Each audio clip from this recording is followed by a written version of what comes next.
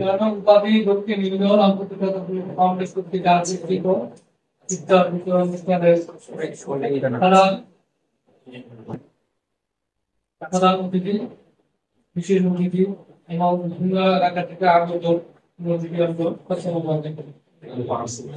আমাদের এই জনক উপাধি কিন্তু আন্তর্জাতিক যেটা বাইসাল থেকে বিভিন্ন প্রোগ্রামে বা বিভিন্ন কাজে জড়িত হয়তো আমরা দেখছি এটা সম্পূর্ণ একটা অরাজনৈতিক এবং স্বেচ্ছাসেবী সংগঠন।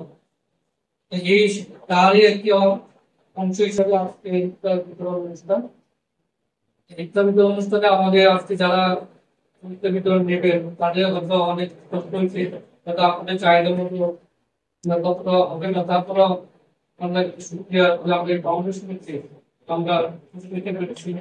যারা হয়তো আগামী দিনে যাতে আমরা দিতে পারি সেভাবে সবাই কাছে প্রার্থনা করি।